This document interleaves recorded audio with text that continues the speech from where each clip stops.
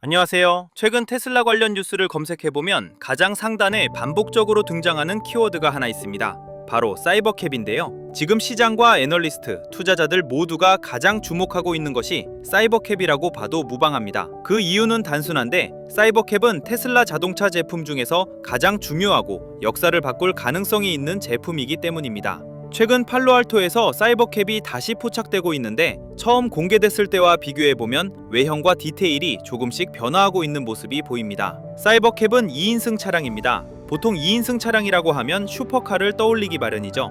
하지만 사이버캡은 전혀 다른 목적을 가진 차량인데요. 이 차량은 FSD, 즉 완전 자율주행에 최적화된 전용 차량입니다. 기존에 없던 자율주행만을 위해 설계된 새로운 카테고리의 차량이 처음으로 시장에 등장하는 것입니다. 그래서 시장의 첫 반응이 굉장히 중요한데 머스크 역시 이 점을 누구보다 잘 알고 있고 지금은 그 어느 때보다도 모든 역량을 사이버캡에 집중하고 있습니다. 머스크는 직접 현재 자신이 사이버캡에 굉장한 집중 모드로 들어가 있다고 말했고 실제로 프로필 사진도 사이버캡으로 변경했습니다. 이런 변화는 단순한 상징이 아니라 지금 머스크의 머릿속에서 사이버캡이 차지하는 비중이 가장 크다는 뜻이기도 합니다. 그리고 우리는 알고 있습니다. 머스크가 이렇게 완전히 집중 모드에 들어갔을 때 과거에도 항상 큰 변화가 일어났다는 것을요. 그래서 제가 지금을 테슬라에게 가장 중요한 시점이라고 말하는 이유도 바로 여기에 있습니다. 머스크가 그 어느 때보다도 한 방향에 몰입하고 있다는 점입니다. 이게 왜 무섭냐면 과거에도 이런 순간이 있었기 때문인데요. 바로 모델 3을 만들던 시기입니다. 모델 3이 나오기 전까지 테슬라는 사실상 럭셔리 전기차를 만드는 회사였습니다. 하지만 모델 3이 등장하면서 대량 생산 체제로 넘어갔고 매스마켓으로 진입하면서 판매 대수가 폭발적으로 늘어났습니다. 그리고 그 흐름은 흑자 전환으로 이어졌죠. 2017년 당시 뉴스를 보면 머스크가 처음으로 생산지옥이라는 표현을 사용하기 시작합니다. 제조업을 하는 분들이라면 누구나 한 번쯤은 반드시 겪어야 하는 관문이죠. 머스크는 그 시기에 공장에서 먹고 자며 모든 에너지를 생산에 쏟아부었습니다. 2018년에는 극심한 스트레스를 받는다고 말했지만 그 고비를 넘긴 뒤 테슬라는 점차 안정 국면에 들어섰습니다. 그리고 지금은 2025년입니다. 현재 머스크가 모든 신경을 집중하고 있는 대상은 모델 3이 아니라 사이버캡입니다. 이 점만 봐도 테슬라에 또 한 번의 큰 변화가 다가오고 있다는 걸 느낄 수 있습니다. 애널리스트들 역시 같은 이야기를 하는데요. 지금 테슬라에는 머스크라는 인물이 무엇보다도 중요하다고 말이죠. 왜냐하면 테슬라는 지금 단순한 자동차 회사를 넘어 로봇공학 분야의 세계적인 리더로 변모하는 갈림길에 서 있기 때문입니다. 테슬라 차량은 이제 단순한 이동수단이 아니라 하나의 로봇으로 정의되기 시작했고 그 순간부터 테슬라는 로봇 기업으로 바뀌게 됩니다.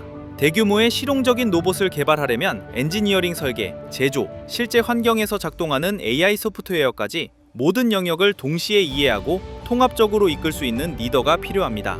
그리고 이 역할을 해낼 수 있는 인물은 현재로서는 머스크밖에 없다고 평가받고 있습니다. 테슬라 AI팀에서 일하는 엔지니어들 역시 머스크에 대해 미래적인 비전을 타협 없이 현실로 만들어내는 사람이라고 말합니다. 머스크와 같은 시대에 살고 있는 것 자체가 행운이라고 표현할 정도인데 머스크는 이렇게 말합니다. 인간의 운전 실력은 앞으로 더 나아지지 않을 것이다. 사고는 계속 발생할 것이다. 하지만 FSD는 다르다고 말하죠. FSD의 사고율은 시간이 갈수록 계속 낮아질 것이고 결국 인간보다 더 안전해질 것이라는 겁니다. 이 과정에서 우버나 기존 자동차 기업들은 자율주행이 완전히 자리 잡기까지 20년 이상 걸릴 것이라고 말합니다. 사실 그 속내를 들여다보면 그들은 전기차도 자율주행도 로보택시도 달갑지 않아요. 지금의 구조가 가장 편하기 때문입니다. 인류의 모든 혁신은 기존 질서를 불편하게 만드는 혁신가들에 의해 이루어져 왔는데요. 지금 우리는 또 한 번의 큰 도약을 눈앞에서 보고 있는 중일지도 모르죠.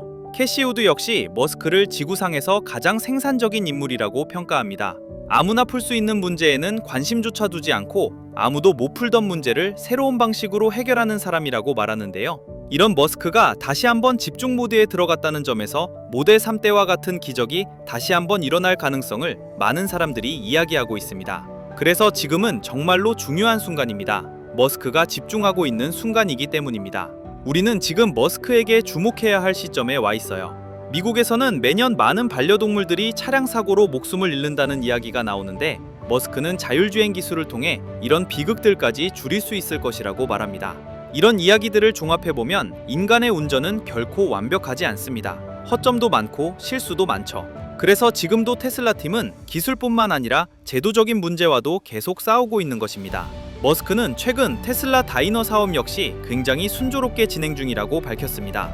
텍사스 본사와 팔로알토 엔지니어링 본사 인근에 다이너 매장을 여는 것이 합리적일 것이라고 말하며 확장 가능성도 시사했는데요. 이 모든 흐름을 보면 머스크는 이미 테슬라의 앞으로의 로드맵을 굉장히 명확하게 보여주고 있습니다. 사이버캡, 모델 Y, 옵티머스, 로보밴 이 네 가지를 통해 모빌리티의 개념 자체를 다시 정의하겠다는 겁니다. 모델 3의 대량 생산 성공이 모델 Y라는 걸작으로 이어졌듯이 이제 머스크는 사이버캡을 성공시키고 로보밴과 옵티머스 완성까지 한 번에 끌고 가려 하고 있습니다. 지금의 머스크는 테슬라 주주들이 가장 좋아할 수밖에 없는 가장 빛나는 머스크의 모습이라는 점을 우리는 반드시 기억해야 할 것 같습니다. 그래서 사이버캡을 단순히 새로운 차 한 대로 보면 안 되고요. 이건 테슬라가 자동차 회사의 틀을 완전히 벗어나겠다는 선언에 더 가깝습니다. 사이버캡은 사람이 운전하지 않는 걸 전제로 설계된 첫 번째 차량이고 그 자체로 하나의 이동 로봇입니다. 핸들이 필요 없고 페달이 필요 없고 운전자라는 개념 자체가 사라진 구조입니다. 이건 곧 교통의 개념이 바뀐다는 의미인데요. 차를 소유하는 개념에서 필요할 때 호출해 쓰는 개념으로 이동하는 거죠. 그리고 이 변화는 택시 시장 하나로 끝나지 않습니다. 주차장, 보험, 물류, 도심 설계, 심지어 부동산 가치까지 연쇄적으로 영향을 받게 됩니다. 머스크가 사이버캡에 집착하는 이유도 여기에 있습니다. 이건 단순한 제품이 아니라 하나의 생태계를 여는 열쇠이기 때문이죠. 메토도 3이 테슬라를 럭셔리 브랜드에서 대중 브랜드로 바꿨다면 사이버캡은 테슬라를 자동차 회사에서 현실 세계의 AI 플랫폼으로 바꾸는 계기가 됩니다. 그래서 지금의 테슬라는 차를 몇 대 더 파느냐의 문제가 아니라 AI를 도로 위에 얼마나 빠르게, 얼마나 많이 배포하느냐의 싸움입니다. 이 싸움에서 가장 중요한 자산은 기술도 아니고 마케팅도 아니고 바로 데이터입니다. 테슬라는 이미 전 세계에서 가장 많은 실주행 데이터를 쌓아온 기업이고 그 데이터는 매일 실시간으로 업데이트됩니다. 사이버캡이 투입되는 순간 이 데이터의 축적 속도는 지금과는 비교가 안 될 정도로 빨라질 겁니다. 그리고 이 데이터는 자율주행을 넘어서 옵티머스로 그대로 연결될 것이고 사람처럼 보고 판단하고 움직이는 능력은 차와 로봇을 가리지 않기 적용될 겁니다. 그래서 머스크는 사이버캡과 옵티머스를 항상 같은 문장 안에서 이야기합니다. 둘은 분리된 프로젝트가 아니라 하나의 AI 진화 경로이기 때문이죠. 이 지점에서 다른 자동차 기업들과의 격차는 사실상 따라오기 힘든 수준으로 벌어집니다. 그들은 여전히 운전자 보조 단계에 머물러 있고 테슬라는 이미 운전자가 없는 세상을 전제로 움직이고 있습니다.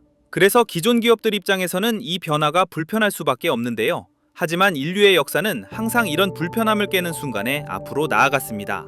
말이 끄는 마차에서 자동차로, 전화기에서 스마트폰으로, 지도에서 내비게이션으로 넘어갔듯이 말이죠.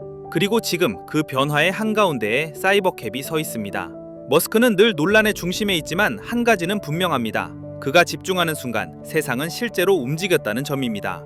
모델 3이 그랬고 재사용 로켓이 그랬고 지금은 사이버캡이 그 역할을 맡고 있습니다. 그래서 지금 이 시점은 테슬라를 바라보는 데 있어서 굉장히 중요한 순간입니다. 우리는 지금 완성된 결과를 보고 있는 게 아니라 다음 질서가 만들어지는 초입을 보고 있는 중일지도 모릅니다. 몇 년 뒤 돌아봤을 때 모든 게 사이버캡에서 시작됐구나 라고 말하게 될 가능성도 충분하죠. 그래서 지금은 확신보다 관찰이 필요하고 흥분보다 이해가 필요한 구간입니다. 하지만 분명한 건 하나입니다. 머스크가 집중하고 있는 이 순간은 언제나 역사적으로 의미 있는 결과를 만들어 왔다는 점. 사이버캡은 단순한 신차가 아니라 테슬라가 다음 단계로 넘어가기 위한 결정적인 분기점이라는 것. 이 변화의 방향을 지금부터 차분히 지켜볼 필요가 있습니다. 오늘 정리한 내용은 여기까지인데요. 혼자서 모든 변화를 추적하기는 정말 어렵습니다. 너무 많은 요소들이 실시간으로 변하고 있잖아요. 남들이 환호성을 지르면서 샴페인을 터뜨릴 때 소외되지 않으려면 지금처럼 사람들 관심이 없을 때 조용히 칼을 갈고 준비를 해야 됩니다. 그동안 저는 거시경제의 흐름뿐만 아니라 지금 주목해야 하는 저평가된 종목이나 테슬라 매도 매수 타이밍 등의 제가 매일매일 분석하는 양질의 정보를 유튜브 영상을 통해 공개해드렸고 그 대가로 여러분들에게 구독, 좋아요, 알림 설정 이렇게 3가지만 부탁드려 왔었잖아요. 그런데 이번에 한국금융당국의 규제가 강화됨으로 인해 기존 방식의 정보 공유가 어려운 상황입니다. 채널을 지키기 위해 공개적으로 말씀드리지 못하는 점 양해 부탁드리고요. 추가적인 정보 공유를 원하시는 분들은 화면에 보이는 더보기란 아래의 링크를 클릭해 보이시는 대로 진행해 주시면 됩니다. 모바일은 더 간편한데 더보기 창을 누르시면 자동으로 창이 넘어가지니 그대로 전송해 주시면 됩니다. 또한 종목 분석하는 방법을 요청하시는 분들이 많아 제가 이번에 저평가된 종목을 바닥에서 잡을 수 있는 저만의 노하우가 담긴 책을 만들어 시청해 주신 여러분들에게 감사의 의미를 담아 나눠드리고 있는데요. 아직 신청 안 하신 분들 링크를 통해 신청해 주시면 됩니다. 전부 무료로 진행되고 있으니 많은 분들의 참여 부탁드릴게요. 여러분들 제발 이번 시즌에는 기도매매, 뇌동매매 하지 마시고 근거 있는 투자하시면서 여러분들의 계좌를 붉은색으로 물들이시길 바라겠습니다. 오늘도 긴 영상 시청해주셔서 감사하고요. 저는 항상 더 좋은 정보를 가지고 돌아오도록 하겠습니다. 오늘도 시청해주신 여러분들 감사합니다. 지금까지 김선우였습니다.